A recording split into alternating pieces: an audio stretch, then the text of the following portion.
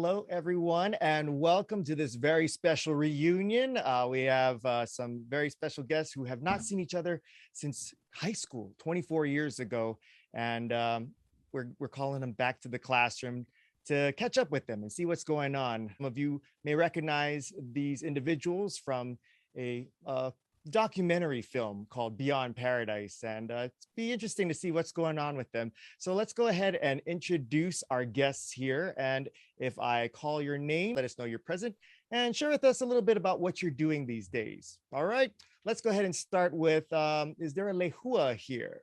Oh, how's it, everybody? My name is Lehua. Nah. What am I doing today? I married a minister. I've changed my ways, and I've had 6 children, by the way, but no more smoking and drinking while I was Hawai'i. Oh, hey, congratulations, Lehua. I know that's a lot of work and effort to get into straight and narrow, but congratulations to you, and you're a beautiful ohana of 6 children. Next up, we have Keao. Is Keao here? Oh, hello. Hey, Keao. Keao. How's it going? As far as what I'm doing okay, you know. Drug-free, living life, healthy. I'm a parent now. I'm a dad of 2 beautiful girls. Great. This is great news to hear. Both Lehua, Keao, you guys turning your lives around and doing some great things. We got Ronnie Boy. Is Ronnie Boy present? Guys, Ronnie Boy's in the house. It's good to see everybody. I spent about 20 of the last 24 years up in a little facility in Northern California, educated myself, helped out a lot of guys, met a little girl, well, not little girl, not like that, met a woman. And no, I'm glad it's not a little girl, otherwise you might be returning back to that facility real quick, but glad to see that you're doing well. We also have your teacher, Mr. Kaneko. Is Mr. Kaneko here? Class in session. Ronnie Boy, straight and narrow. He was kind of crooked back then, but oh man. Are you still teaching, Mr. Kaneko? I became president of St. Louis High School. Oh, congratulations. Out of all of us here, I think you've done the best so far. Nice to see everybody. Beautiful. You guys all turned out great. Thank you very much, Mr. Kaneko, for joining us. And be remiss if we continued on with our reunion. If I didn't recognize it, it seems like somebody didn't put their name here. They just put mystery guest. So would the person who listed himself as mystery guest reveal themselves? Yeah, it's Thompson from California. No way! Hey, oh, Whoa. I mean, like, really? Thought about me already? Oh no, just another stupid Holly. You Yes. don't want to smoke? And So what is Mark, your name again? And who are you? Who are you? Mark Thompson from California. well, maybe we don't quite understand it. Keao, you think you could maybe say it in a vernacular that we can understand? Ooh, Mark Thompson. Oh, Mark Thompson. Okay, gotcha. But how did whatever happened with film school? How did USC pan out for you? Yeah, I had to become an engineer instead. Not bad, not bad. I know that you and Lehua have a little history. Is this the first time that you guys have seen each other since high school? Were you guys able to keep in touch? What's going on with you two? This is the first time we've seen each other since high school. 24 years. Wow. Time flies. But Lehua, knowing that things could have gone a little differently for your life if maybe you had taken Mark Thompson instead of somebody else. Any regrets? Quite honestly, I've just got a couple of regrets, but now that I see Mark, he's just as cute as he was back then. And, I don't know. What are you doing later? Maybe Aku might have a different opinion about this. But no matter, he did. No, here's what Aku thinks. Anyway, he's not here, is he? Aku's not here, is he? Exactly. I took care of that guy a long time ago. No worries. Thank you, Ronnie Boy. Ooh, You know that! Aku's here. You know that! No, don't think about him already. In Portugal, I was having a hard time getting on this fucker. Oh, sorry. Am I okay to swear? Yeah, Don't worry, we're not live, so we can retract take that. it out. I'm sorry, I was having technical difficulties. How's everybody? Well, How's it Aku, going, man? I just Awesome. want to say we do have Ronnie Boy here. I just want to make sure everything's cool with you two. You Oh, guys well, okay? I'm in Oregon, so brother cannot touch me anymore. You know, if he wants to cook my head on the underneath of the stuff, he cannot touch me anymore. We cool. Yeah. Troy, Ignacio, everybody give it up for Troy. Mahalo there, brother. Mahalo there. You know, it's been 24 years. It seems like you've changed your ways, and now we got Mark over here. Anything that you would like to say to Mark? Would you like to apologize to Mr. Thompson here? Oh, no, not at all. Nah, you the man, bro. You the man. You scored Lehua after I told you, you know, went through a lot. You got slapped around by Ronnie Boy and stuff. So, and you still survived. So you got to live at the end. So you way better than Aku.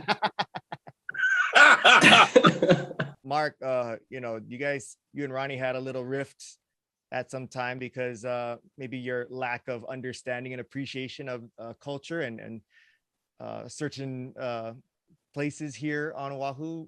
Any thoughts as to have you learned some things and appreciated the culture of where you spent, you know, your high school years? Ronnie Boy is my brother. He took care of me. I start crying, you guys. Miko, you referred to you know, when there was some fisticuffs going on campus back in those days, as you know, accusing the person of getting into violent actions as a coward. Care to share with us why you felt like someone who would get into, you know, a fight at the campus you would consider them as a coward? It's easy to get into a rumble. It's much harder to get along sometimes. And it was obvious that Mark, being a part of the class, had to come in had to assimilate really fast. Well, it didn't help that he and the prettiest girl on campus. I mean, that's beef job right there. And he was still trying to pick up the Howley boy. Yeah, I get it.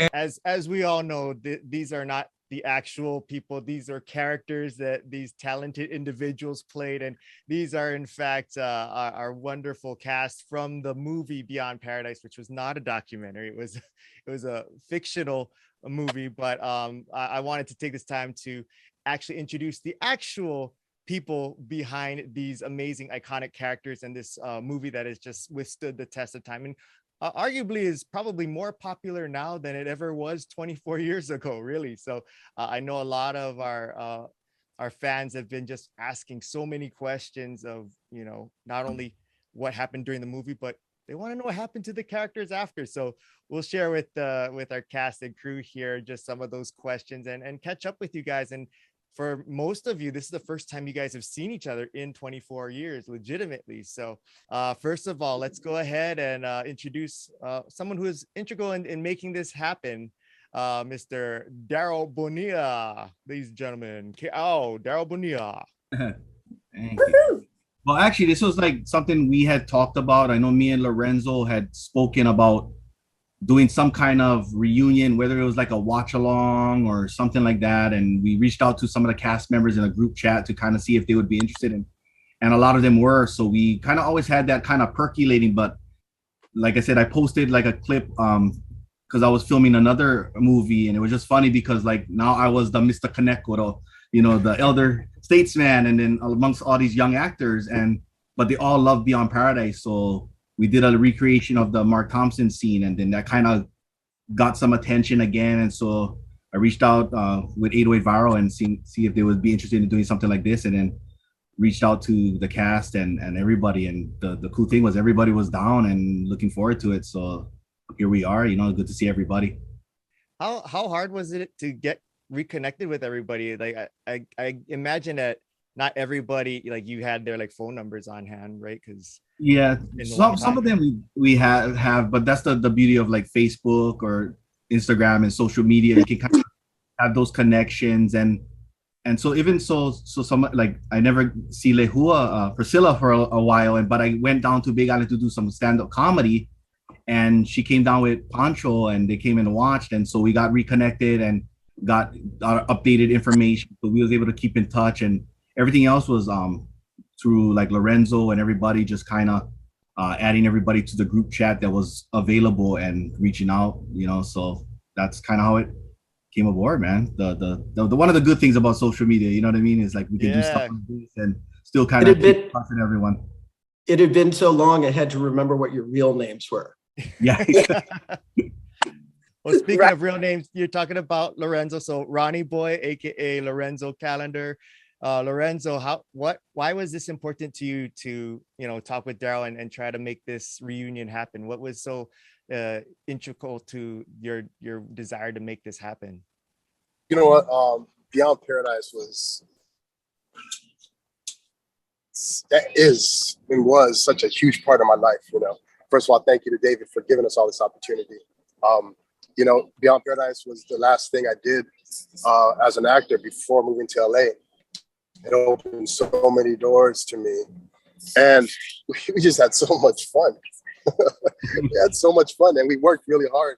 I don't know how David put up with our 22-year-old Lorenzo, but it was a lot of fun, man. And I just, everybody did such good work, and it opened, like I said, it just opened so many doors for me. And then to go back home, every time I go back home, and just the reception it got from so many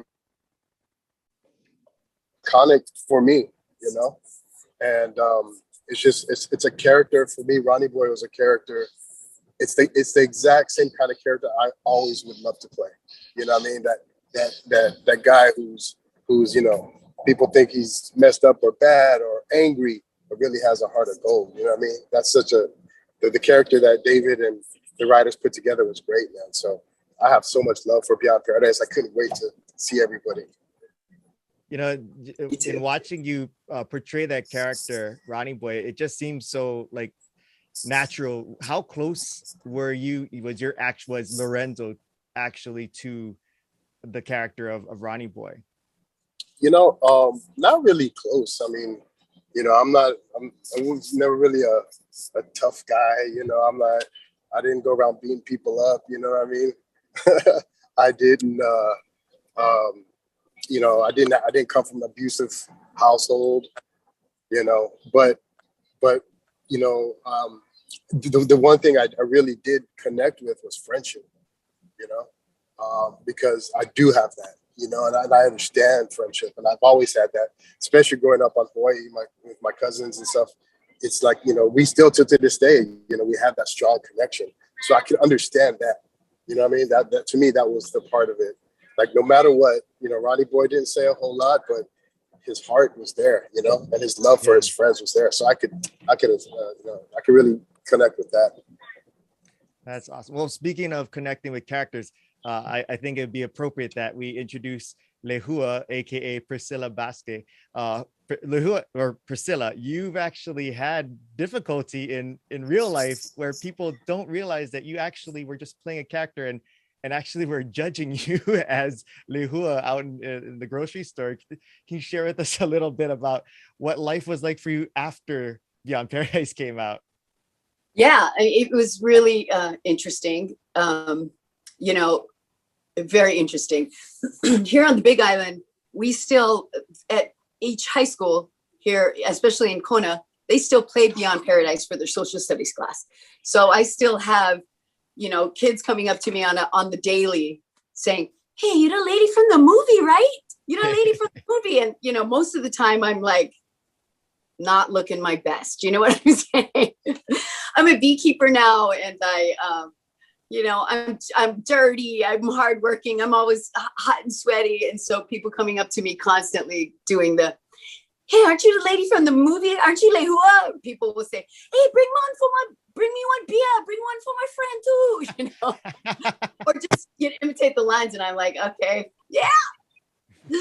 But when it first came out, I was at a garage sale, and I just by chance, just a week before the movie actually premiered, I gave birth to my first child, my son Zion. And so he was still a baby when the movie was in the theaters. And I would be walking around. I went to a garage sale, and these two local girls followed me around for a while at the garage sale. And I was like, okay, what's going on? And finally, at the end, I turned around and said, what do you guys want? And they said, what? It's your baby. It's the baby you had when you was Hawai'i that you were smoking and drinking with, huh? That's the one. What's your baby all messed up now? I was like, no, I'm an actress, and that was a movie, and it's not a documentary, you know? So I had that happen a few times at Walmart, at a garage sale. I mean, yeah. Oh, and then people will ask my children, you know, what, you was the baby that she was Hawai'i with when she was all messed up, and my kids would be like, she's an actress and that was a character. I don't know if you understand that, but yeah, a lot of people think it's a documentary. Yeah, and even recently when 808 Viral was put out something on social media, I think in the chats people were saying something about you and your baby, and your daughter had to come in and defend you, right? Yeah, Ruby. And is your daughter there with you? Yeah, she is. She's right here. Come here, Ruby. Oh God. Ruby, this is my baby. Set the record straight officially for all of our fans that who your mom is and that you are not who these fans think you are. I don't think people realize that she was like 32 when 30, she filmed the movie. 30, yeah. And like Really? she didn't have kids till she was like 34. Everyone knows you as Mark Thompson, but your actual name is Roy Newton. So Roy, before we meet Roy, Mark, how would you like to respond to Aku's apology? Yeah, how you like to respond, bro? Well, out of character, if I could, just for a minute, there's always that question of whether art imitates life or life imitates art. And the great part is that after I left the film industry, I actually married a Hawaiian girl from Molokai. No way. Yeah. And I have a couple Hawaiian boys. And so which one's truth? Which one's imitating which? So it's been a great 24 years. Like I said, I walked away from the industry probably shortly after this movie was made, and established a company here in California and a few things, and met my wife. And I think all those history lessons, Brickwood, all those history lessons, understand and know more about Hawaii, so that when I actually met her, I knew a lot about the people, where it all came from. And it was really interesting because in our early dating and our early courtship, it was some of the things that we actually talked about. It was really cool. That's beautiful. Right So That's awesome. did your wife know you from, did she recognize you from the movie before you started dating, or was this something that was revealed after courtship started? No, she's never seen the movie. What? And 10 years later, we're going to Molokai to, actually, I guess is maybe 5-6 years later, we're going to Molokai to go visit family. And TSA steps out of line and goes, "Hey, are you Mark Thompson?" And my wife looks at me and goes, "No, he's not Mark Thompson. He's Roy Newton." And I go, "Yes, I am." And then she's looking at me like, "Who the hell did I just marry?" And I go, "Yes, I'm Mark Thompson." They're like, "Can we take a picture with you?" And she's like, "What is going on?" So then later, I guess she might have seen the movie in the last few years, but it's been like literally because my high school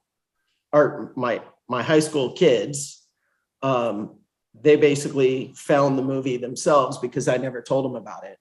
Wow. And so they found the movie and they were like, "Hey, what's this, Dad? You're in a movie." And then they watched it. And I think my wife watched it with them, but I've never sat down with them and watched all the stuff that I did, and the films and the commercials and all of that. Why is that? Why did you not want to share that with your family? So it was really interesting. I went through a pretty big transition. I got very, very sick and had to go through radiation therapy and a few things. And it was one of those things that when I made it back from all of that, I had just felt like that was a chapter of my life that was time to close. And so I did, and I walked away from it. And it was a great decision. I started my family shortly after that, and really got into technology and was building a technology company and all of that. And that's what I currently run today. Oh, right on. Yeah, kind of weird path, totally different. But, and I remember Craft Services served us steak at, I think we were in Waipio Valley, and we got New York steaks and they served potatoes. And I remember Daryl going, man, that just wasn't a very good steak. They didn't serve rice with it. And I thought to myself, what are they talking about? Now I eat rice with every meal. Oh, that's awesome. Well, I'm glad that you things turned out well for you, and I hope that your health is everything's going great, Roy. And I swear, if you turn your camera off and we just hear your voice, it's as if we're still listening to you as your high school character, Mark Thompson. Yeah, it's so crazy. Such a trip. And lastly, is I would have to say that, so I have my own company. We're a pretty small tech company, and most of the guys are new grads. So they're like 24, 25, 26 years old. And one of them somehow got a hold of the movie, and then they created an account that was Mark Thompson, and then they started passing it around, and I had no idea about it. And then people would start calling me Mark around the office, and I was looking around like, what are you guys talking about? And they're like, and then one of the guys goes, hey, Mark Thompson. And I'm like, what the hell is going on? And that actually just happened this last year. So it was pretty funny. It follows me everywhere, David. Well, Brickwood, Roy was talking about how he learned a lot about local culture and stuff through your character. So for you, in doing your role as Mr. Kaneko, how important was it for you to kind of feel like you're going to be carrying on the kind of the link between the audience and educating them about Hawaii and the importance of recognizing local culture?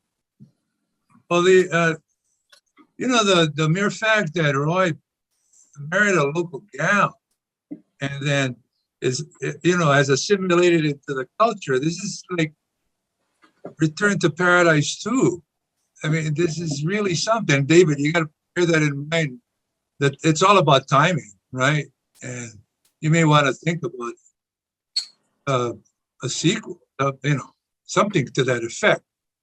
But it's an amazing thing to see everybody, and to see you folks all grew up to be good men and women, and grew up. I mean, Priscilla was doing it at 32. She was looking like she was 17, right? But as I'm watching, as I'm looking at everybody, you folks remind me of my kids, and I get more puna now too. Right? So, you've arrived when your own mo'opuna call you Mr. Kaneko. I mean, that is like a major trip, right? Where, because Beyond Paradise has turned into a bit of a cult classic, if you will, that it's multi-generational, and it lives on because every generation is living the story, and it's also taught people about the relationships, white, brown, black, whatever. Hawaii is like the best of all,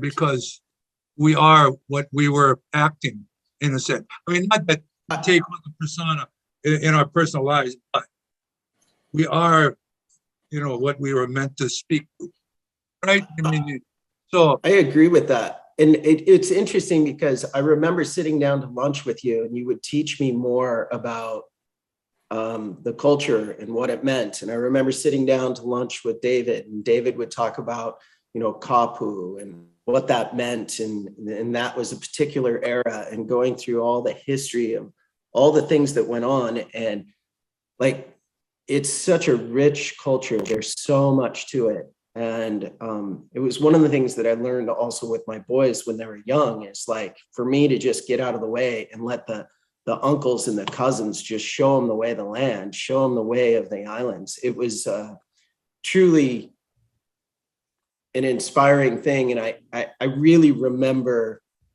you embracing that, and truly, like, you were a teacher even when you weren't on camera, and we were learning and soaking that up from you the entire time. It was amazing. That's awfully nice of you to say. I want you guys all to know that you're just moments away from being called uncle and auntie. Okay. Already happening. Embrace it. Embrace it and love it, because it's like, you've taken this long to get to that place. So this is like, you guys are right in the pocket. Seems like you guys are right in the pocket. And to see everybody just makes me so happy, and I'd like to see you guys personally one day, and we all get together, and I'll buy the first round. Oh, I'm there, bro. I'm there. I'll buy the first one. Yeah. That was the magic words for Troy over there. No, but Roy, when you say that, you're now living, your life is, you got Hawaiian kids, right? You get local kids. The fact that, and in addition to that, we all come from this multi-ethnic plate where it's so rich, because you're going to have maybe, on Japanese breakfast or Chinese lunch, and then fish and pork for dinner. And that's kind of like the deal, because we are what we eat. Okay? So we are what we're living here. And so, I just hope, listen, Dave, I hope you can do something with this, because this is a master stroke right here, bringing everybody together. And well, now that we're all hungry, Brickwood, for you giving us that delicious spread there, I want to turn it over to David. So David Cunningham, the director. I was going to ask you a little bit about, how the movie came about, but Brickwood brings up a great point. Would you even consider, has there ever been thought to creating a sequel to this? And would you even consider, at this point, maybe putting something together? Before David answers that question, and everybody must know what's coming up. Aku's dead, so there's no need for a sequel. Well, just maybe my opinion now, okay? But Mr. Cunningham, go ahead, proceed with your answer. Maybe it could be Aku's brother, comes back to avenge. And I like the way you think, brother Nolan. I like the way you add a little think, facial hair. He's brought up Uku. Brought a uku, Daryl says.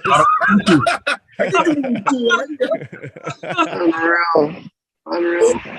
It's so good to see everybody, and thank you guys for putting this together, Daryl and Lorenzo and 808 guys. I'm at the camping at the beach with my family, so hopefully you guys can hear okay. Yes, I have thought about it, and I actually started working on a script, and Beyond Paradise 2, Hanaho, and picking up with Lily, the little baby, and what her life is like, starting as an adult. So early stages, but this is the kind of film that we would need to have the fan support to get made. Maybe through a crowdfunding venture or something like that. It took me 3 years to get Beyond Paradise made, and a lot of sacrifice, credit cards, sleeping on the floor of my friend's house while my wife Judy worked as a waitress. We sacrificed a lot, but it was worth it. It was so worth it, and it's just unbelievable for me to hear all these stories. And so much of this was inspired for me growing up here in Kona. And the three boys that were my best friends growing up, who one of them is still here. He's actually a plumber and was just at my studio a couple of days ago helping me out get a plumbing issue. So it's a big part of my life. So yeah, I do want to do another one, but it is the kind of thing that we can rally. I have a new movie coming out soon called The Wind and the Reckoning with Jason Scott Lee. And half the movie is in Olelo, Hawaii, and in the Ni'ihau style. And it's a Paniolo movie set in 1893. And it'll be coming out this fall. And Roy, it's amazing to hear that you married a Wahine from Molokai. It's amazing. And our movie has a lot of overlap with Kopapa because it's about a Native Hawaiian family that gets leprosy. And they're going to be split up. They're going to be split up. And instead of getting split up, they go into the jungles. And for 3.5 years, they're pursued by bounty hunters. And it's an amazing story. I'm really proud of it. We made it during the pandemic in an off-the-grid ranch. And we all had to kind of live there and hunker down. But maybe we can use that energy from that movie to get a sequel going. And but if the fans are willing to crowdfund to pull the money together to actually produce it, I'd be willing to step up and write, direct, produce, and make it happen. Hey, David, is the funding source mostly, was the funding source for the first one mostly private funding and your funding? It was yeah, the first Beyond Paradise was funded by 27 investors from 6 states and 6 countries. And this was my first movie to make. And I figured there wasn't going to be anybody who was going to fund my first movie, like a lot of money, but maybe a lot of people would fund a little bit.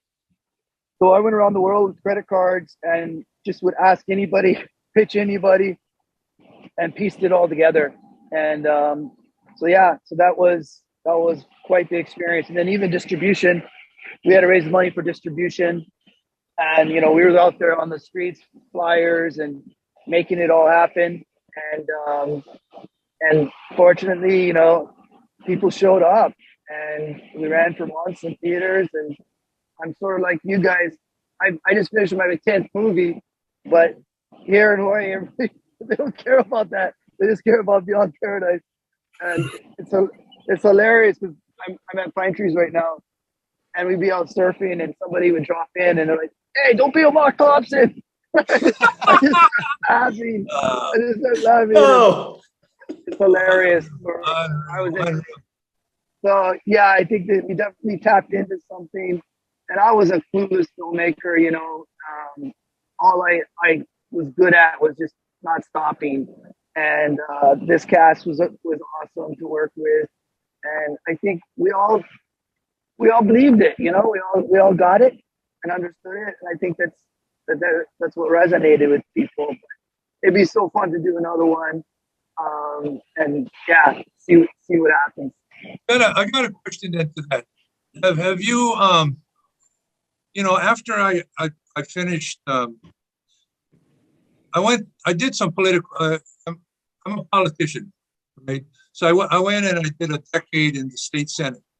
So I know where the funding mechanisms are, creative industries. Have you had a chance to do, and no promises made by myself, but just to access some of that state funding and public monies? Have you ever gone after that type of funding mechanisms?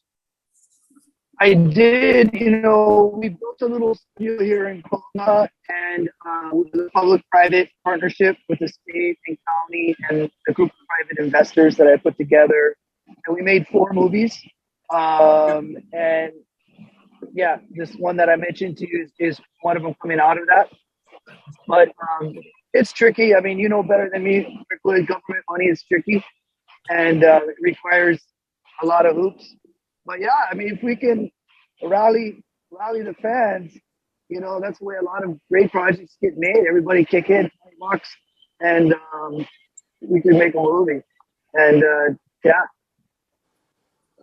Well, I think it'll be pretty safe to say that I think you get a lot of support from the fans. I mean, you know, just looking at even when Daryl did a recreation of the Mark Thompson scene and put it on YouTube in like 2 days, it had like 250,000 views, and just the tons and tons of fan questions and things. And that's my next question, David. Is you mentioned how much went into putting this together and how much you had to sacrifice to get this thing to happen. Why was this movie so important for you to put out and to make this movie?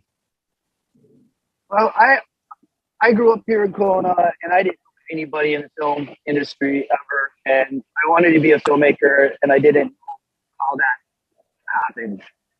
And I heard that USC was the place to go, and so I fought my way in the back door there. And then we built a little production company with some people that were from Hawaii or affiliated with Hawaii. And I started going down the road of documentaries and corporate stuff, and we were doing well in that. But that's not what I wanted to do. I wanted to make movies, and I wanted to make movies about stuff that I cared about, and I care about Hawaii. And I had such a rich experience growing up here. When I went to film school over there in LA, and suddenly there was lots of howlies everywhere, and I didn't feel different. And I was like, well, I think a lot of the U.S. doesn't appreciate, the cultural diversity and all the different things that Hawaii brings to the table. And I was like, well, if I'm going to make my first movie, maybe it needs to be something that I really care about. And so that's what we began going down that journey. And I walked away from my production company to take a big chance and make this thing happen. And we did. And then everything that could go wrong behind the scenes was going wrong. These guys were doing great and having a good time, but behind the scenes, it was crazy. I had Teamsters after me, and the camera was breaking, and extras were bailing, and then I was like chasing down boyfriends in the parking lot. Hey, can you have your girlfriend stay with us longer? Because she's already in the shot, and if she leaves now, it's gonna jump in the camera, and I'm trying to explain all that. And even at the premiere, the film projector broke. And it like melted on the screen. I was like squeezing my wife's hand so hard I was gonna break it. And so everything that kept going wrong, that could go wrong, went wrong. But we got through it, and it did take me 3 years, but we got through it and we got it out. And now, man, it's got a life of its own, and just shake my head, And they actually do tests on it, like Priscilla was saying here. They gave me the test of asking about Lehua, asking about Keao and Ronnie Boy and all of that, and life lesson stuff. So that's awesome. So that's all worth it. And I couldn't be more proud to be a part of this project. And it's so cool to see everybody and hear about how everybody's doing and doing so well. So we gotta get together for sure. Why was it so important to tell this particular story or through this lens of your home in Hawaii? Because a lot of films and such, showcase Hawaii as paradise and destination and such, where you chose to put the focus and lens on a different side of Hawaii. Why was that your focus, and what was so important for you to share this side of Hawaii? Well, I went to Konawaina back in the day when they still had Kill Holiday, and it was a rough school.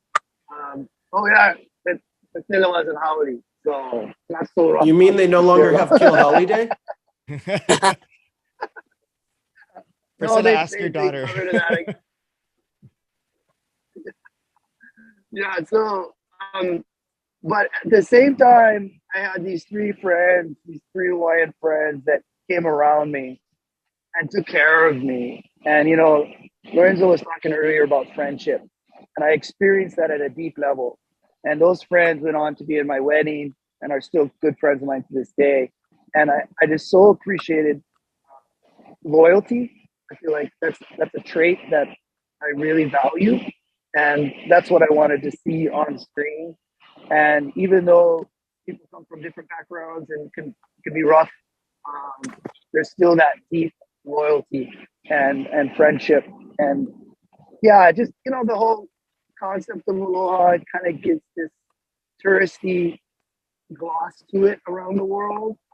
And it's too bad because it's a real thing, as we all know. And you know, I wanted to show that an unvarnished truth about all of that. And oh, this is my wife, Judy. She was the makeup artist. You want to say hi to everybody?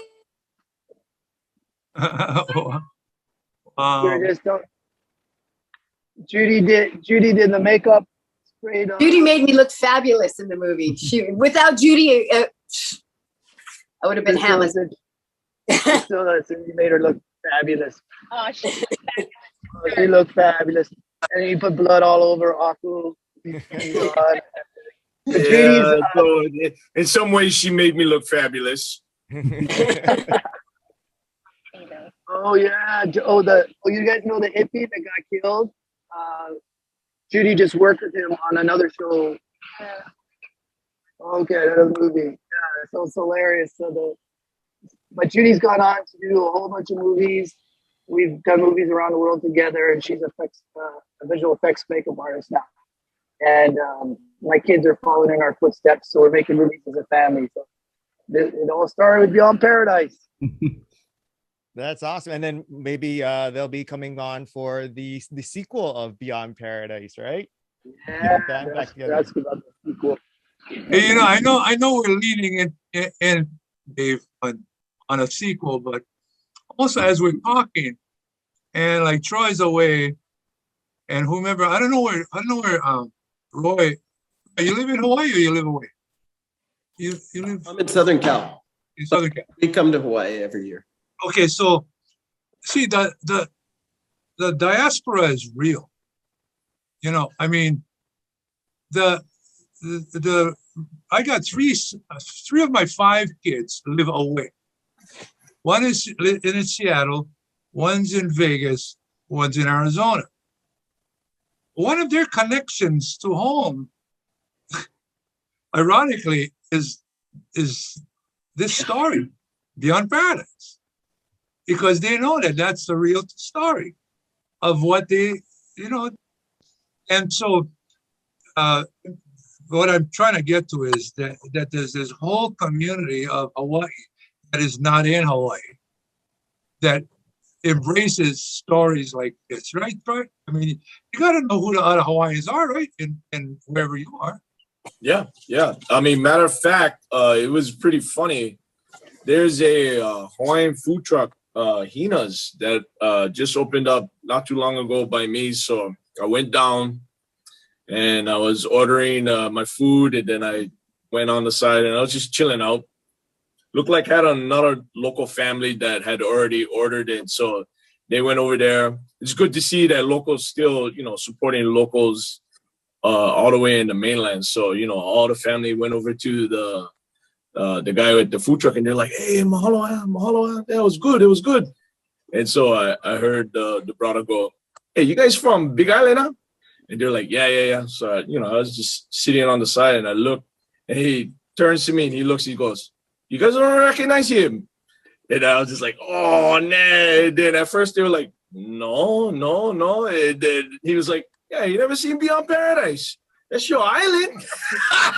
And I was cracking up. And then finally one of the brothers went, and he came over to me and he shook my hand. He's like, "Bro, I'm so sorry that I never recognized you." And I was just like, "Whoa, who would expect that Aku is going to be sitting here in Oregon ordering food from a food truck, bro? No worries, bro. It's cool, bro. It's cool." So, yeah, no, the dynamics and all that is awesome. So, yeah.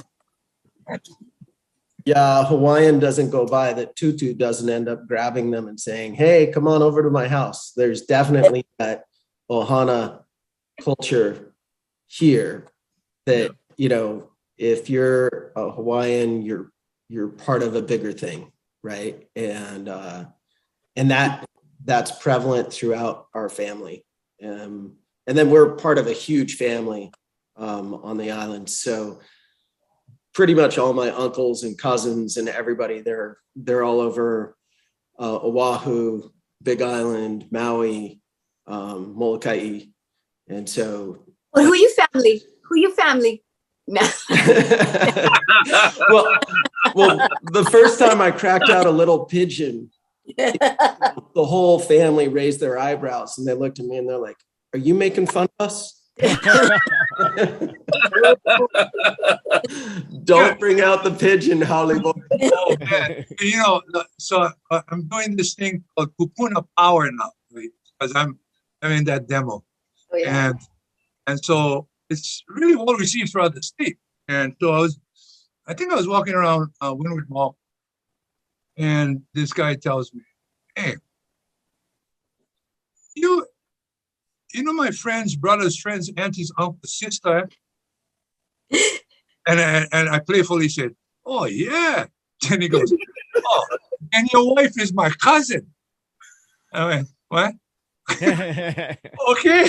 And sure enough, through that whole thing, she was his cousin. She is his cousin. I mean, it's just an amazing thing because first you ask, what high school? And then you go with, okay, what's your last name? In fact, Mark, what's your wife's maiden name? What's her name? So they're part of the Meyer sugar plantation. And what's funny is that Grandpa was the principal of the school on Molokai, and Grandma ran Bank of Hawaii on Molokai. So everybody knew the family. Oh yeah, I guarantee you, if we keep talking, we're going to relate to your wife. Oh yeah. Guarantee. Oh yeah, guarantee. For sure. If you have any connection to the island of Molokai, for sure. Yeah. Wow, unreal. Awesome. I wanted to check in with each of you for the actors, how you got to become, involved with the film, and what was your experience in getting to the point of, getting on set. And so how did you, get to the auditions or learn of the film, and what was your experience like? So maybe we'll start with you, Priscilla. How did you fall into this opportunity? I just wouldn't go away. I just, I had heard about the film and I auditioned and I auditioned and auditioned. They came to Kona. So I had heard that it was coming, that they were holding auditions. And so I was living in New York City at the time. And I came home specifically to audition for the film. And I just kept saying, that part is mine. That part is mine. And, it manifested. So did you I went to high school as well. Yeah. I graduated from Hawai'i high school. And so going back there I always, it's always your dream as an actor. I'm going to go back to my high school and or my hometown at least, and have at least the people that are in my hometown think I'm a superstar, So all of my dreams have come true, and it was really a great process, even behind the cameras, watching the other actors do their scenes, like Lorenzo doing his scene when he was in jail. The whole thing was an amazing learning process for me that I've held with me till now. That's awesome. And that's so cool that you got to, have that moment where you're in your hometown and you get to represent your hometown on such a large scale. So very well deserved. I can't imagine anyone else being in that role for sure. No way. Yeah, no way. What about you, Lorenzo? How did you get involved with this? Sorry, there's a little chaotic here. Well, I just graduated UH not too long before that, and I was about to actually go to LA. And right before I left, I got I had an agent in Hawaii, and so I got this audition, and I wasn't going to go because I was initially set to audition for Keao. And I was like, man, this isn't me. Man, even though I grew up mostly in Hawaii, my pidgin is I'm not local enough to do this, And but my cousin, he was like, man, just go. You never know. I was like, all right. I went. So I went, I did my audition piece was the Rasta man be pissed scene.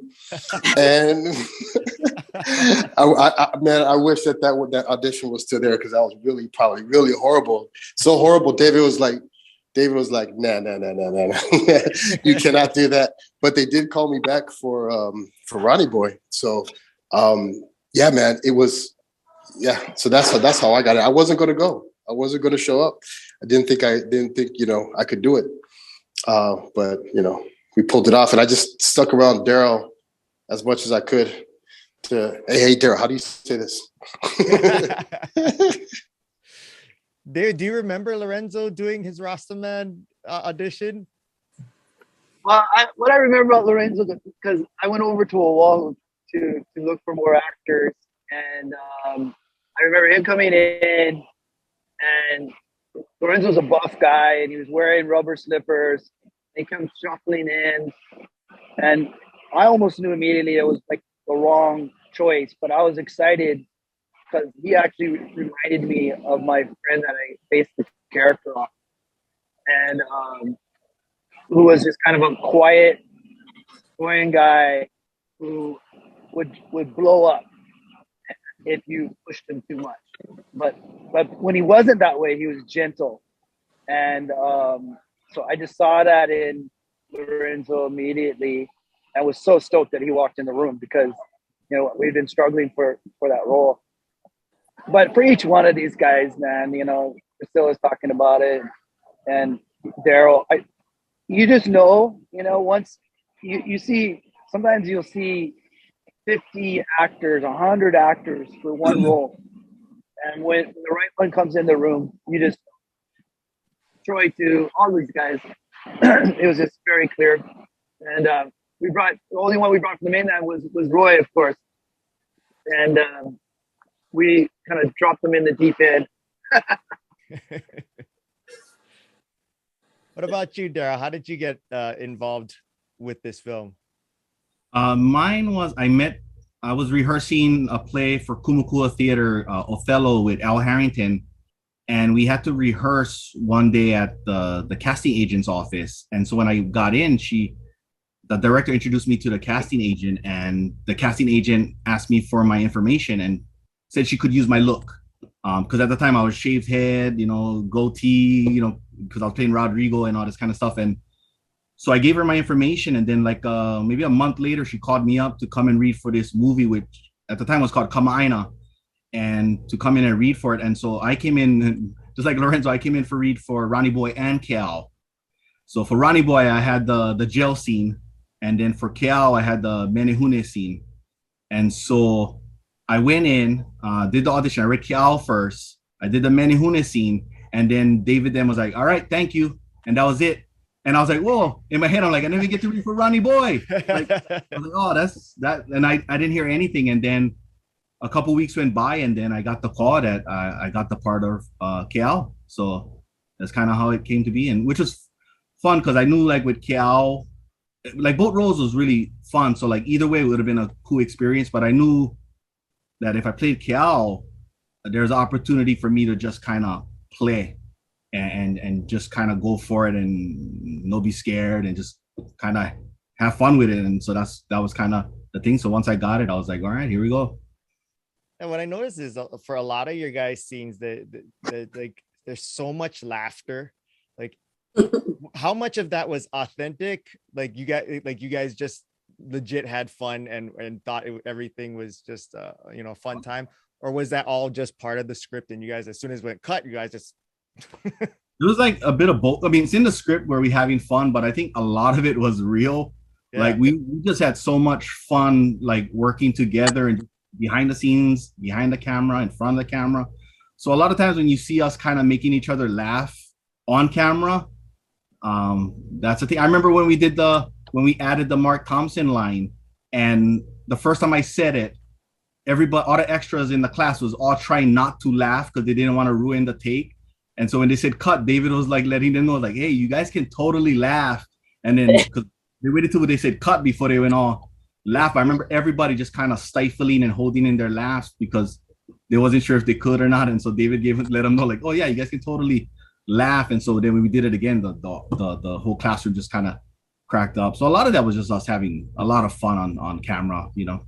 Yeah, we you know, a lot of us, like Daryl and I actually lived in a place called the Crack House. I don't know if you remember that. It was this little bungalow off to the side. We named it the Crack House. We cleaned it up and we're like, yeah, nah. We're gonna sleep out here, man. And it was cold, but it was.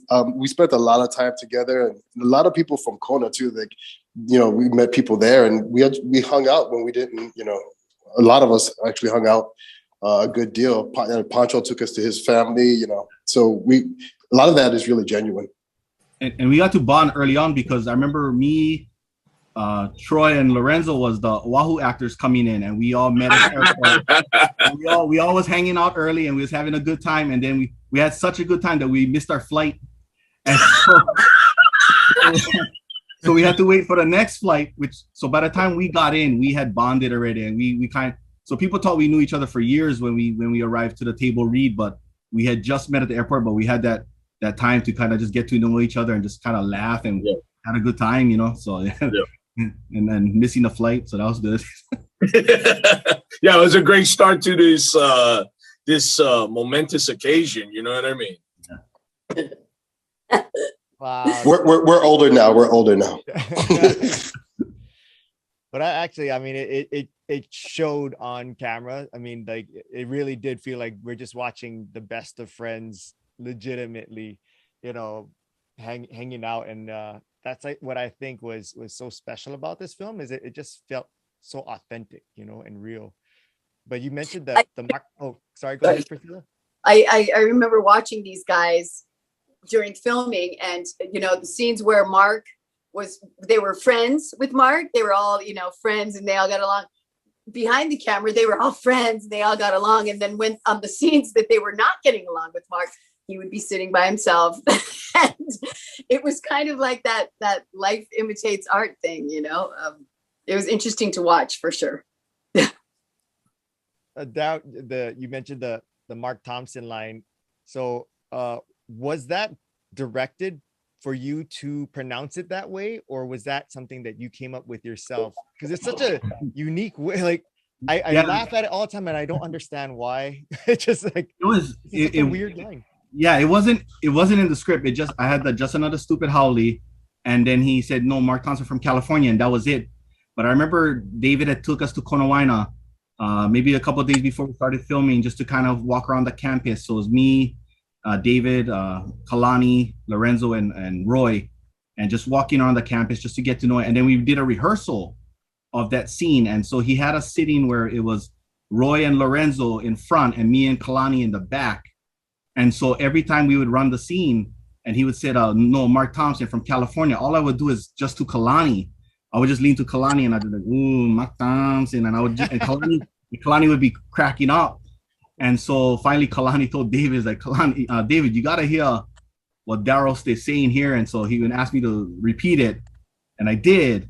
And then a couple of days later, when we shot the scene and they gave us the sides, they added the line in the script and everything like that. So that's kind of how it came about. So yeah, he let me play. He let me play a lot. Thank you, David. That one line, that the way you said it, Daryl, that embodied like Hawaii, right? Because you could find in that, you could find Pidgin, you could find Portuguese, you could find a lot just by seeing that Mark Thompson. Yeah. It was like, okay, that's how we are. Period. Full stop. I remember even when we were doing the ADR, that's like the background dialogue. Our budget was so poor that the lead actors had to do all the background too. So these guys gave all their voices. They were getting hoarse. Like, you know, a lot of all the background extras are the lead actors. Yeah. And I was just throwing stuff out to Daryl, the scene where you guys jump in the water at bowls, you know, and you're getting covered with the waves. And I just was like, hey, throw in Hana Ho. And so he goes, Hana Ho. And when we put that together, we edited it, people just started laughing. Just that one little line, Hana Ho, that's in the background. And it's Daryl's got comic timing is awesome. Completely. He was always taking stuff and just cracking us up all the time. One of my favorite parts was when when I'm walking to school and I'm kind of walking in front of them and Daryl's walking and he's doing that, you know, he had us all in stitches. I like turned my head over and ruined a take at one time because everyone is laughing so hard they can't keep a straight face. Daryl has great comedic timing. Yeah, it's just unfortunate he wasn't able to parlay that comedic skills to anything in the future. I know. You know, he's just such a dry, you know, thing. Yeah. Totally. In real life, he's way too serious. Yeah, I agree. It was like, hey, Daryl, loosen up, bro. Come on. Way more Ronnie Boy in real life than How about you, Troy? How did you get involved with this production? So I mean, pretty much like everybody else, you know, it was just, you know, things coming and going, and you know, I had been auditioning for all these stupid little commercials and stuff like that, and nothing was coming my way. So Beyond Paradise was actually my first gig, and I always kind of was hoping that I could break into acting. Because, you know, I act a fool all the time. So I figured, why not get paid for it? So, you know,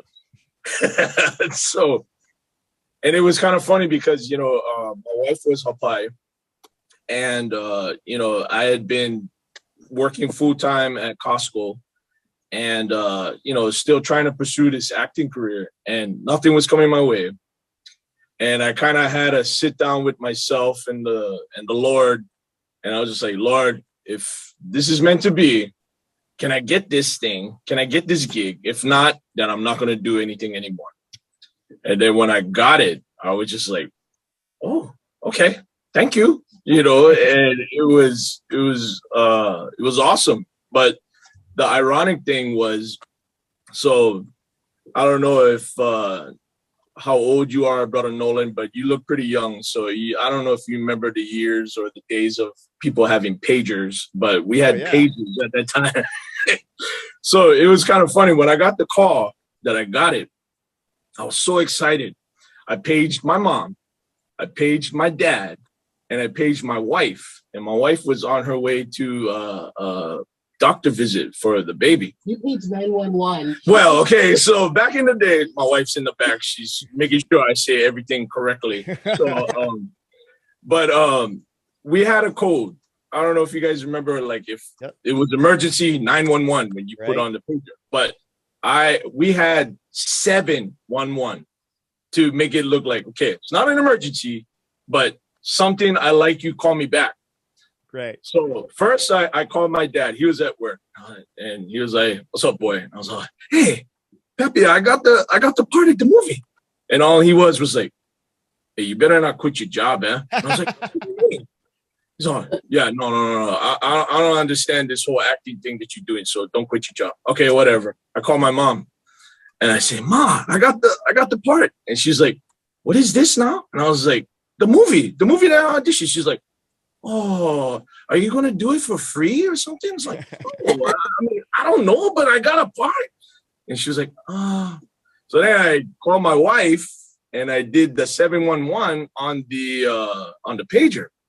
So she calls me back. She's like, what's the matter? And I was like, babe, I got the part. And she's like, is that all you calling me about? You scared me. I thought this was an emergency. And I was just like, what is going on? Nobody's happy for me getting this part. So, but, you know, ended up being an awesome project that I was so happy to be a part of. And, you know, the rest is history. They were just trying to keep you humble there, Troy. The bigger, better things, so they want to keep you grounded. I'm humble, bro. I'm humble. David, I know your cell phone's about to die, so I wanted to give you a chance before we go on to Brickwood and Roy. If there's any last things you want to say in case we do lose you. Oh, thank you guys for doing this. This is really special. I appreciate you guys reaching out and pulling this together. It's so fun and enriching to hear where everybody's at and what this did for so many people, you know. And I really would love to do it again. So you guys help me rally. We'll do it again. Let's do it. David, man. Thank you so Aloha much, to everybody. Thank Aloha you. to you, brother. Take All care. right, take care, you guys. Love you guys. Love you, guys.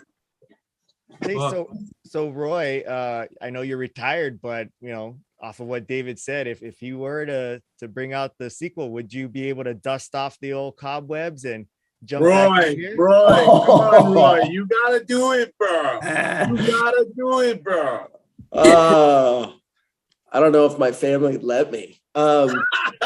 So, you know, it's one thing when like you're super proud of something you've done, and then I kind of went through such this phase of like having to move on and divorce myself from everything. It was a kind of a difficult time and a really challenging time. And sure, if this thing was crowdfunded or whatever, yeah, I'd absolutely consider it. But the thing that was interesting is I came out of professional theater. I had gone through a full conservatory setup with University of Utah, and then worked in professional theater around the country and all of that. And getting an agent and everything was such a struggle. And I'm sure, Priscilla, you went through it in New York City, just trying to find a good quality agent, being able to get decent auditions and all of that. And then you end up landing this thing, and you think you're going to be great. And, you sit there and you watch yourself on film and you're like, oh my God. Oh. And so there's an element of it that I think is a real challenge throughout the process. And one of the things I think David wanted to establish, and he could probably talk more about this, was that he wanted to make sure that I was a mainlander, that I was not connected to the islands. So is where Daryl and Lorenzo and those guys would be, sitting at the crack shack and having a great time and all of those things. I was to be somewhat separated, and it was a tough time to actually film the movie because I was truly to be an outsider through the process. And so, looking back on it, it did wonders for what it was, because I was never, I was always trying to fit in, which is what the character does within the movie. And so that was a cool challenge, and something that, I learned a ton about. And like I said, sitting down with Brickwood and sitting down with David and hearing a lot of the different stories and understanding some of the production issues that were going on was like, my God, this thing is a mountain. So truly a good, super fun experience. Wouldn't want it any other way. And I feel like, I don't know how I landed the part. I'll be honest. I have no clue. I guess I was that big of a haole. And I remember when they dressed me in tennis shoes and shorts and that striped shirt to walk out on the beach. And I'm like, I would never wear this. And he's like, no, you're wearing this. And I'm like, oh God, I don't even like me. So it was good fun. And it was a great experience. And I don't know if there was a Beyond Paradise 2, that'd be interesting. I really appreciate you, being so open and candid about your experience and taking us behind the scenes in the whole process for you. I think that's so unique. And I think a lot of fans wouldn't, without knowing that, I think they now appreciate this even more. Like it just adds a whole nother layer to this film. So thanks so much, Roy, for sharing with us. Sure. That. Brickwood, you've been an iconic fixture in local entertainment. What did it mean for you to be a part of this film, and where were you in your career when this project came up? How did you get involved? Well, you just introduced me like I was hoping to read it.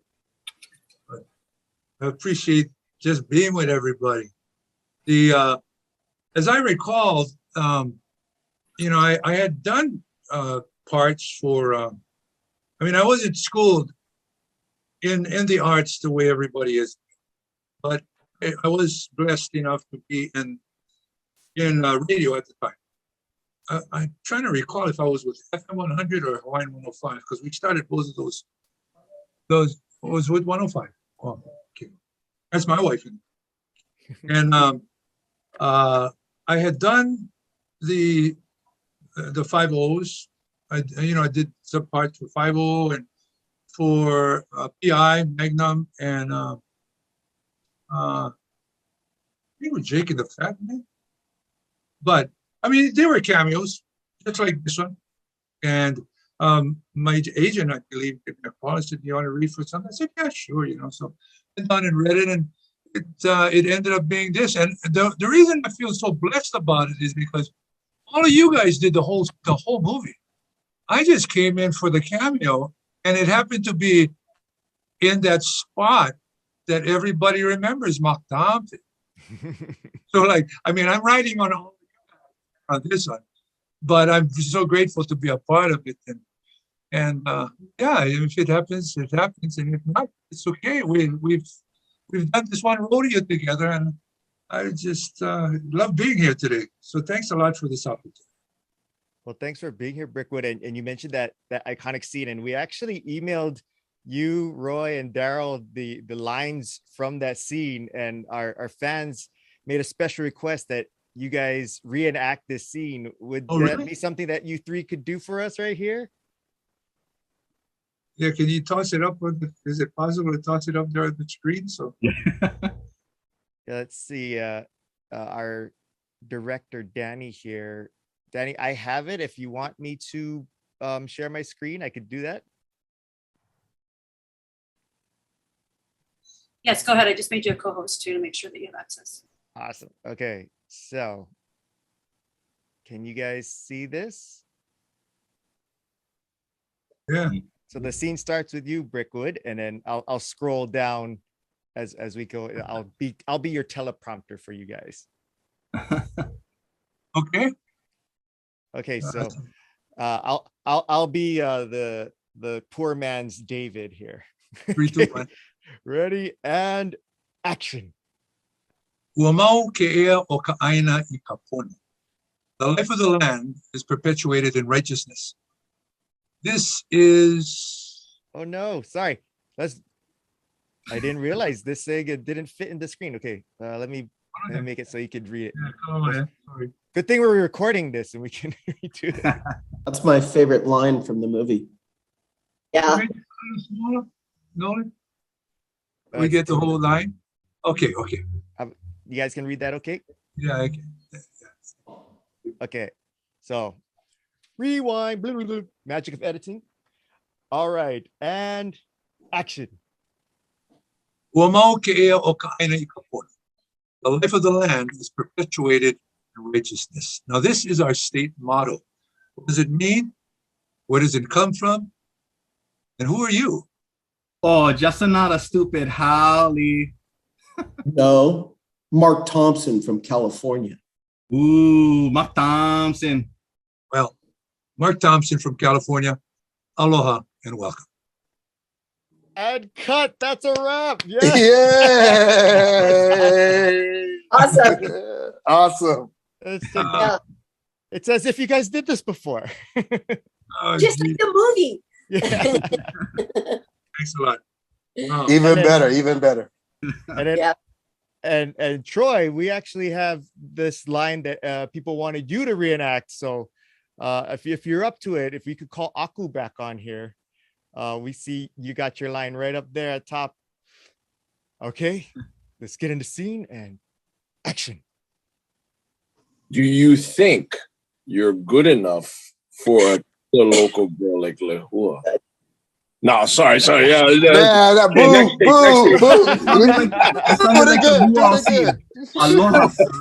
Okay. Continue. And move to Oregon, and you just forget who you are. I'm gonna knock you out again, bro. I'm gonna knock you out again. Do it right. All right. Now I get pressure, bro. We gotta give him some slack. Aku got like brain damage from all that. Yeah. Man, quick note, bro. The padding underneath the bumper of the truck when we were scrapping and Lorenzo was whacking my head, I missed it. So my head was really hitting the bumper. Oh my gosh. Yeah, no, and there's a Did it not get any sense into you or what? Huh? Did it not get any sense into you? No, not at all. Because then I decided to keep doing the movie. So yeah, I was lope a little bit. So, bro, nobody could tell the difference, bro. Nobody could tell the difference. Yeah, I don't know. It kind of gave me more personality. I don't know. It actually gave a bigger lump, so they didn't need makeup for that part. So it's like, yeah, it's real. So whatever. And Troy, you remember that Troy and I actually choreographed that? Remember? Yeah. Because the stunt guy that they brought in they wanted us to do like a cowboy style like fight. Come in, John Wayne, go like this. We're like, no, bro. Yeah. We're like, if we're gonna scrap in the parking lot at school, we got to do it our way, man. And we did. David let us do it. Yep. David, guys, what would you guys do? It was great. Hey guys, I got to drop. I'm actually so proud of that. I'm actually so proud of the fact that they let us do that. Troy, we're gonna put your reenactment on hold because Roy. Okay. Yeah. So, Roy, before you leave, any last words and anything that we, as the fans you would want the fans to know, maybe what you're doing and learn a little bit about your company. Anything you want to promote? No, not really. I work with the Department of Defense a lot, and we have a pretty incredible country that we live in. And outside of that, really amazed at the rich, incredible culture of Hawaii. Respect it beyond. And my family has only brought me closer to that. And my boys are fish. They love the water. They love to surf, body surf, whatever they can do to get out in the ocean. It's just, it's an amazing, amazing place. So if you're in Orange County, beer's on me. So, I'm there, bro. I'm there. Yeah, you just gotta look me up. Wherever the beer is. You just gotta look me up. And the next time I'm in town, I'll try to look you guys up so that we can at least go out for a few cocktails. You got it, bro. You got it. All right. Cheers. Right on. Thanks, guys. Roy. Cheers, Good to see you, man. Good to see you, bro. Take care. Take care. Hey, you guys think that Hiro and I pushed a button that one time?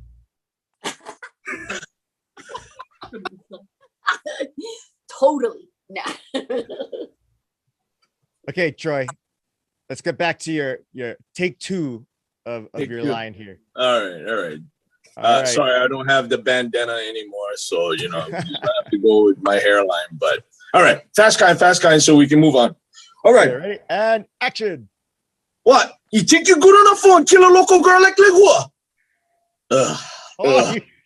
You even got the eyebrows too. Perfect. Yeah. I hated that line. No offense to David, them. I hated saying that. One thing was missing was your shoulder roll before you said a line. Well, if I did the shoulder roll, you would hear all the cracks, all the, everything breaking in my shoulders. So I was like, nah.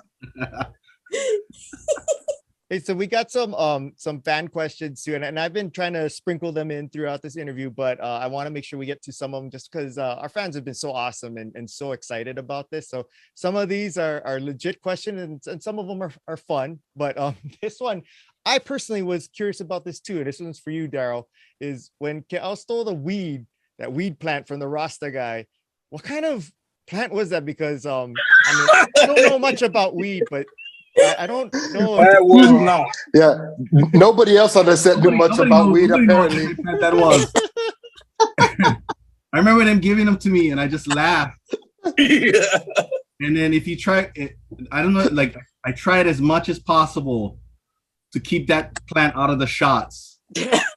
As much, and I just thought it was funny because as the scene went on, the plant just got less and less. To the point where I was just running with like one magic wand, you know what I mean, towards the end, and then at the end it's the bush again. I was like, it was just I don't know. They went. The story was that they was supposed to get real weed.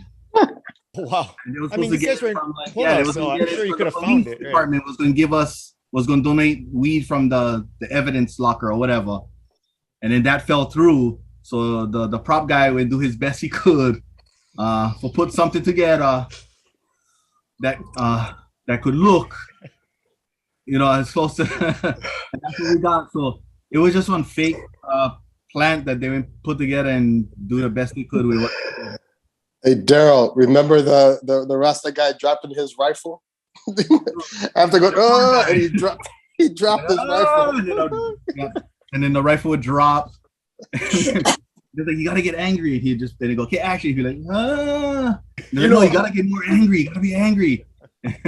I remember that poor guy. Bro, that guy was, not to be mean, but yeah, he had a lot of difficulties just doing that. And it was just so like, bro, come on, just get mad, or think of something that is gonna piss you off. But he was just like, and they're like, okay, cut.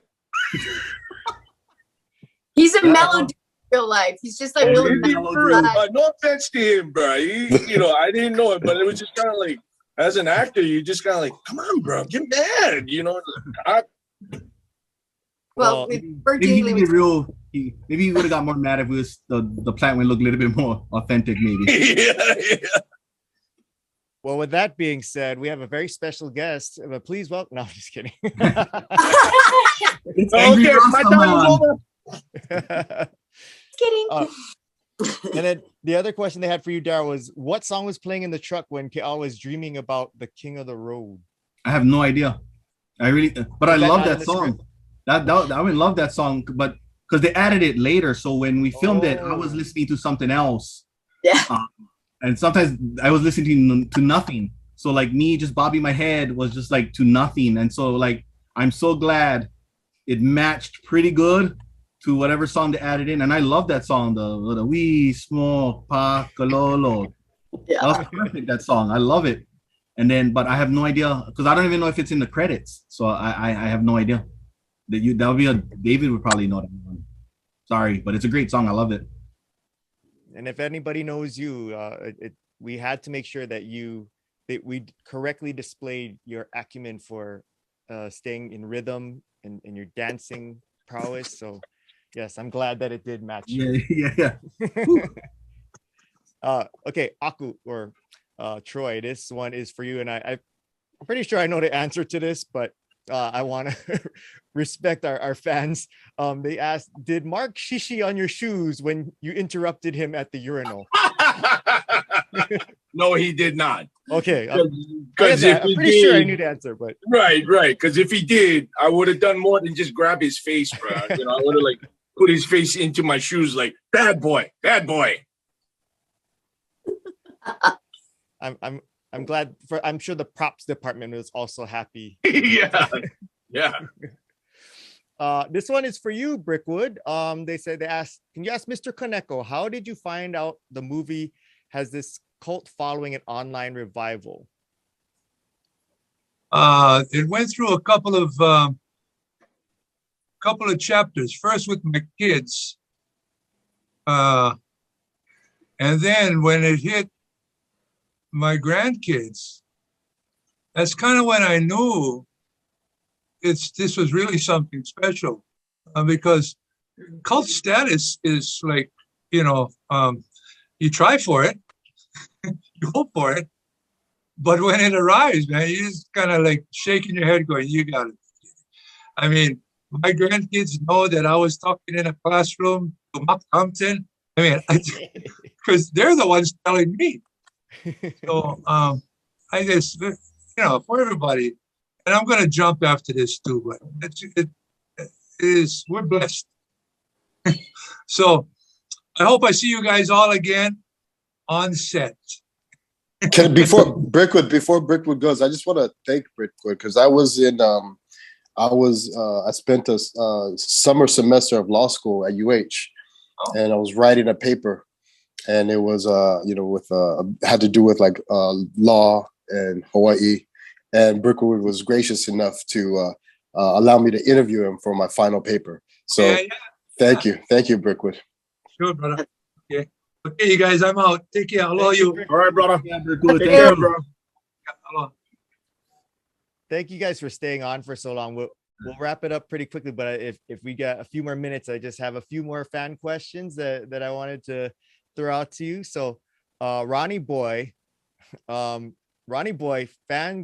all want to know what happened to Ronnie Boy. But I know you shared with us a little bit early in the beginning, but any thoughts now that you have some time to reflect, what you as Lorenzo imagined would have happened to Ronnie Boy if the story continued?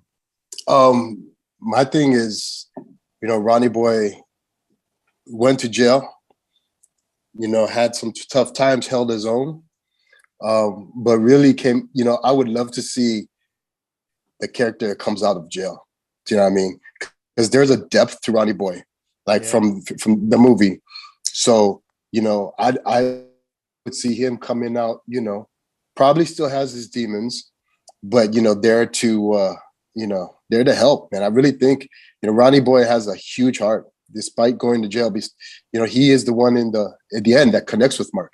You know what I mean? Mm-hmm. He's the one that's like, he has that connection. Doesn't say a lot, but he, when it comes down to it, he's there. And so I think it would be amazing to see what happened, his growth, and yet his demons still, I think it'd be interesting having him, I always imagine him, getting shipped off. You hear guys getting shipped off to Oklahoma and, jumping around in places in California and now coming back home. What would that look like? That'd be amazing. Well, kind of like an ironic twist, you in real life pursued a career in law, which is so funny because, your character is so iconically known for, getting locked up and stuff. Was there any correlation between your experience as the Ronnie Boy character and your, path to pursuing this career? Oh, you know what? What happened was I was like 34, 35. And I moved to LA, and I was lucky enough to do some shows and do some stuff and work most years. But there was like 2 years I didn't get anything. And I was like 34, 35. And I realized, I got to get a real job, I think. So I decided to go to law school.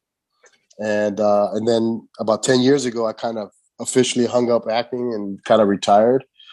But now I own my own law firm now, and I have a lot more time on my hands. So I think I'm gonna throw my hat back in the ring and see what happens.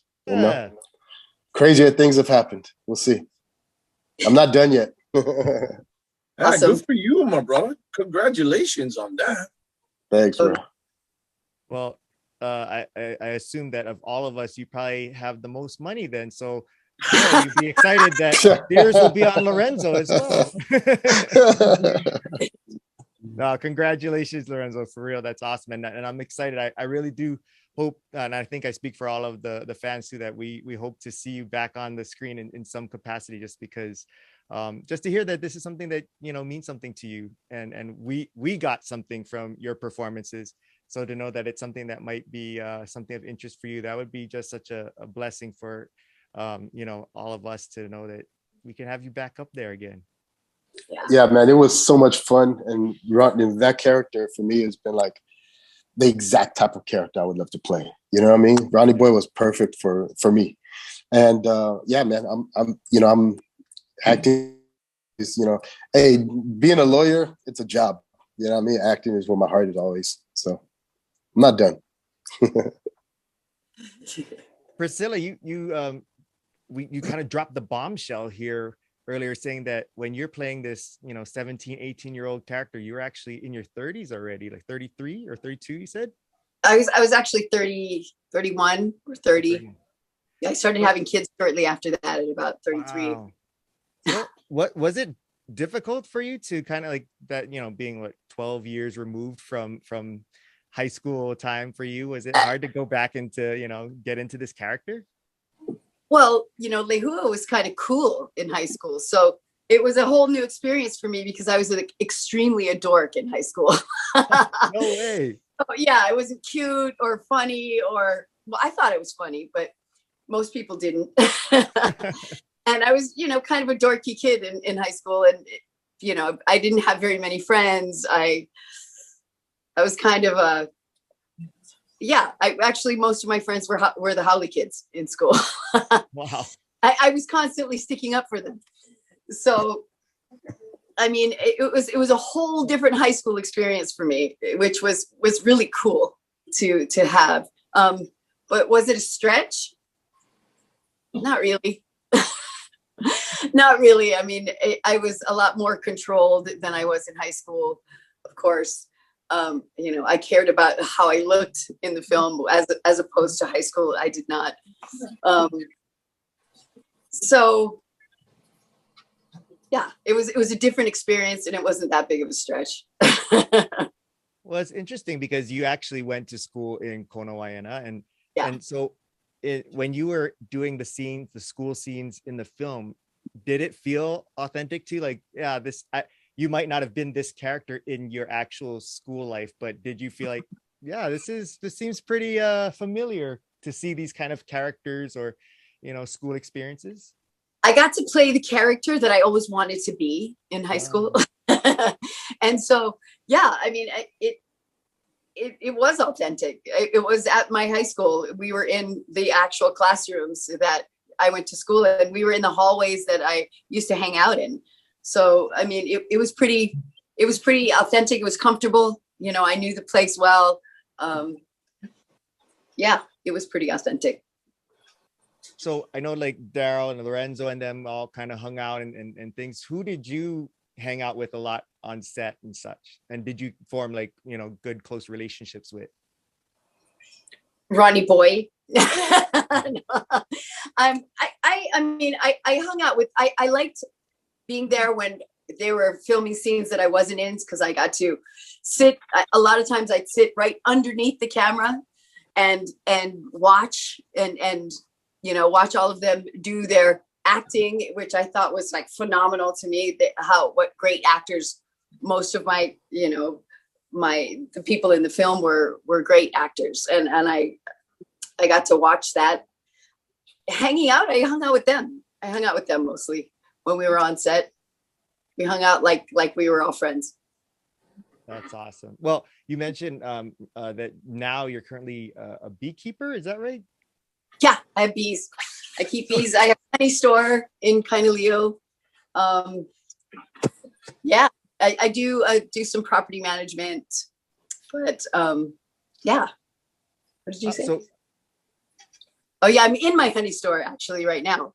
Oh no way. Well, let's get a chance for you to promote it and share. I'm sure people watching and listening would love to learn more about it and want to support. My beekeeping company is Wannabe Pono bees. Oh, this is my honey. And the store itself is called Wannabees. So, here, thank you, Ruby. This is my logo.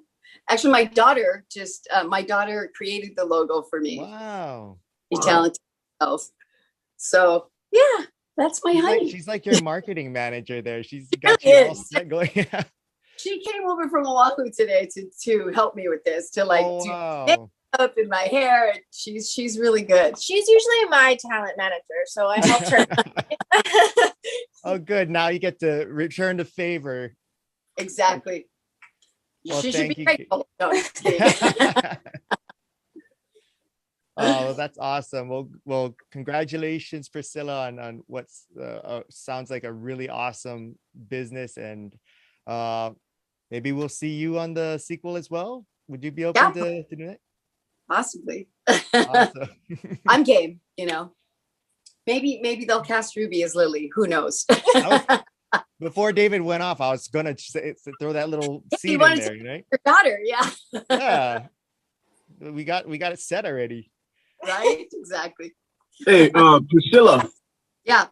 did Dave and you ever talk about like who the father of the baby was supposed to be or what? We used to talk about it all the time on set. We used to be like, who is it? Who is it? No, I never talked to Dave about it. I asked him a couple times and he just kind of laughed and he was like, it's a mystery. It's a mystery. So I think we all decided that it was Ronnie Boy, right? Didn't we all decide? Wow. Sequel, bro. Sequel. Yeah, Hold on. nobody else wanted the responsibility. That's why he was so angry. Oh my gosh. But I ended up adding that scene with the guy when you indent the truck with your foot. Oh yeah, that's right. Oh yeah, I think that ended up being the dad, quote unquote. Oh right. I forgot about him. Yeah. The guy with the fingerprint. Yeah. DNA test. DNA. Wow, we just wrote half the script for the sequel right here, guys. All the hard work is done. Right, exactly. Before we wrap up, I want to give Troy and Daryl a chance to share with us what they're up to and anything that fans can keep connected with them or support them on. So Troy, we'll start with you.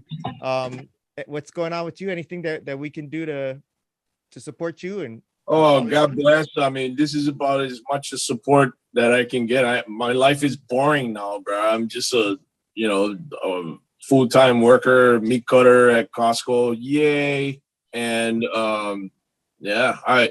I sure wish I could still continue acting and stuff like that, but gotta pay the bills. I got all my three lovely princesses that I gotta support and my wife. So I, like a lot of us, just had to decide to hang it up. But no, I sure wish I could get back into it. No, hopefully one of these days. I guess I can't be part of the sequel though. Well, I know Daryl made a great idea that you could be Uku. Nolan, you can always do like dream sequences or but they're gonna have to use the young post-traumatic stress. They're not gonna use me, bro. You know what I mean? Unless I just haunt him in his dreams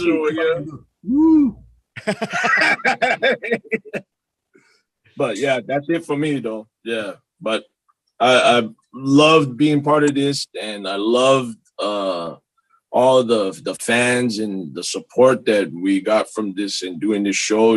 This is something that I'm definitely honored to have worked with all you guys. And it sucks because I wanted to throw shout outs to the crew, because the crew on here was amazing. Yeah. There's so many brothers on there, everybody, just like the guys just working behind the scenes and stuff. Love them all. JP, there's so many guys on there. I can't remember, but it's something that I wish I could have been able to give them a shout out, because they were the unsung heroes on that. I mean, they treated us really well. They treated us really Yes. And I love those guys. And even my boys that were my crew in the movie, Mona, Kimo, and Brad, I think was their names. I wish I was able to, still keep in touch with them, and, Kalani and all these guys, so I miss all you guys and stuff. So, honored to be here, and I'm glad we got to do this though, for sure. Me too. Thank you so much, Troy. And I know you came from work, so thanks for fitting us into your busy schedule. It's a lot of fun having you on here, my friend. Yeah, this is what I was going to do after work. So, it's real busy. Don't let Lehua see that. She's going to ask you. Bring one for me too. I got him. All right, and let's wrap it up with the man who kind of made it happen for me to be a part of this, my friend Daryl Bonilla. Daryl, I know you got a lot of things going on with you, so share with us what you're doing, and also share with us some of your thoughts as to the fans and making this whole thing happen, and keeping this movie alive for generations to come.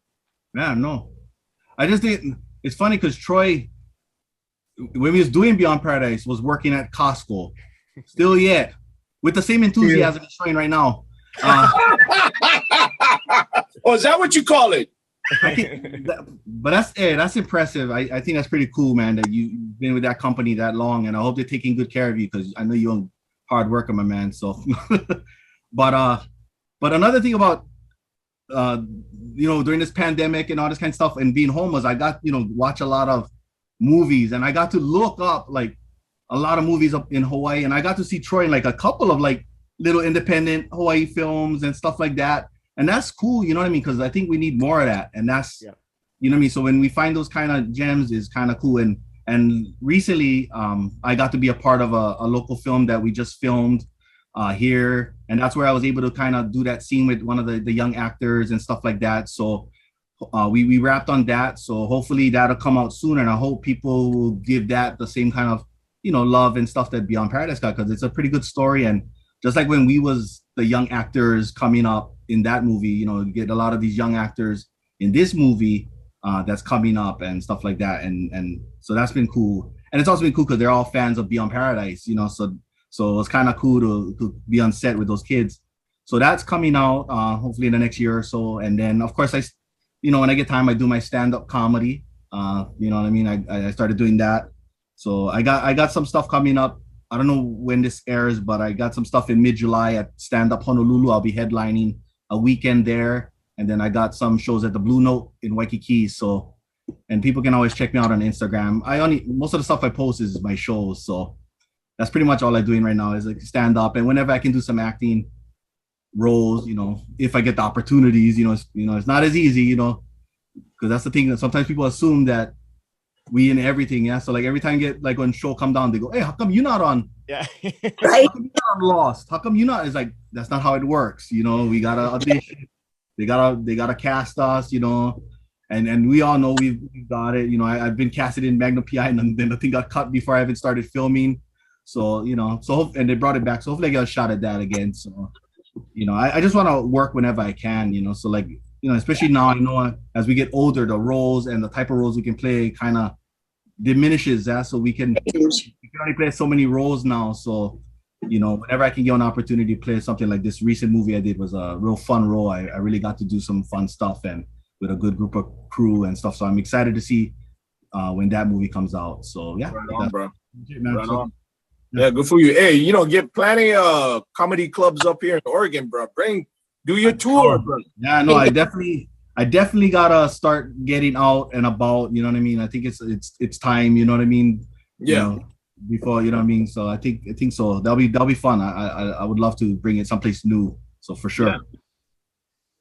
Maybe that can be part of the storyline for Beyond Paradise 2. Is that you have to go as a traveling comedian. Yeah, it's Beyond Paradise to Oregon. and they just pay me in fake bamboo weed. Yeah. maybe they'll upgrade to giving you a ficus or something. It's been a great experience. And it's like fans, like they keep us going. Yeah. So like I think with all of us, especially me, like people always ask me, like, do you get recognized? I go, if I leave the house, I get recognized at least once every time I'm out and about, no matter what. Either it's the movie or it's the bank commercial run, whatever it is that's the kind of the two main things. And the cool thing is that when they talk about the movie, they talk about the movie with love. People love that movie, like love that movie. So that's all we can ask for. You know what I mean? So the fact that the fans appreciate it's the movie that keeps on giving. Every now and then there's like a resurgence, and then like new people discover this movie, and it's like now it's like people go, oh, I saw that movie in the theaters. Now my kids love that movie. You know what I mean? It's crazy. So, and we had so much fun making it, man. We had such a blast. That was like that's probably the most fun I ever had, and that was my first big thing. And anything after that, I got spoiled because I thought all movie sets and stuff should be like that. That's how it's supposed to be. Just fun, light. Everybody there is having a good time, doing the best work, and just treating each other with respect. So that's why you see a lot of that. I think that's why it resonates with the audience, because they can see our hearts on that screen and just how much fun we had with each other and just the project, you know what I mean? So yeah, and it's the movie that keeps on giving, you know, people love it, so can't go wrong. No, you nailed it though with that whole, you know, the production too, and like how much fun we all had, like, you know, behind the scenes. Because I mean, the few bigger production things that I got to be a part of, luckily, it just wasn't the same. You know, there was high stress on there. People were just like at each other's throats, and I was just like, man, this is not like when we was doing Beyond Paradise, where we were all joking around and everybody was cool and stuff like that. So that one, I don't know. It was like we got spoiled doing Beyond Paradise right off the bat, because it set the tone. And then after that, like everything was just so much more. It was strictly business, where like with Beyond Paradise, it was like, you know, we talk story, go out after and stuff like that. And, you know, that was like, yeah, some of the best times. I was not fortunate to be able to stay the whole run. I kept having to fly back to Oahu to go back to work. But every time I would come on the weekends to do my scenes, it was just good fun, bro. Just good fun. Yeah. Well, I want to thank all of you guys, and for those who were on earlier and had to jump off, but this has been so amazing. I'm hoping that you guys had as much fun as we all fans had, getting to catch up with you guys and getting to hear some of these really fantastic behind the scenes stories and catching up with you in your real lives, and finding out that Aku is not really a mean guy in real life. Hey, don't ask my wife and my kids though. They may tell you something. And thank you, Nolan, too, for stepping in and doing and moderating this. Man. Yeah, mahalo. No, my pleasure. You've helped me out in so much when I ran the wrestling, and you would volunteer your time, man, and you're a busy guy, and you would volunteer your time to host and run that show too for me. So so you doing this has been great. And so I like plug your stuff. So I know you are performing in Once Upon One Time at Manoa Valley Theater, but at the Kaimoki High School. So such a fun show. This guy's such a talented guy. So go out and check it out at manoavalleytheater.com and get your tickets to see Once Upon One Time. So hey, thank you, my brother. You're a good man. Thank you. Thank you. You make me so uncomfortable. I don't like to take people saying nice things about me. I just start fidgeting. Stop talking about me. Talk about stop being a good man, man. Yeah. So thank you for doing this, man. Like nobody else. Yeah, man. Thank you so much. Personality. So thank you for that, man.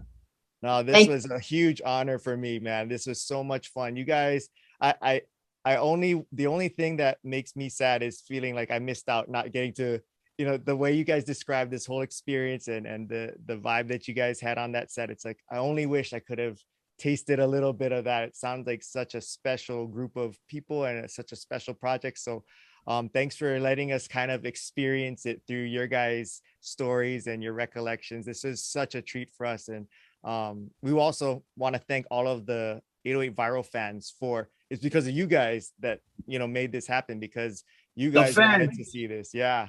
The fans. Yeah. Thank you. Thank you, everybody. It's so good to see you guys. I got to bounce too. Love you guys, man. I'll see you guys soon. I come back home every year, so I'll see you guys next time I'm there. Hey, come up to Oregon sometime, brother. Okay, Thank you so much. Thank you, guys. Bring the beers for Troy. It's all non-alcoholic, by the way. Just to let you know. Okay. All right, guys. Aloha. All right. Thank you, guys. guys. Thanks, guys.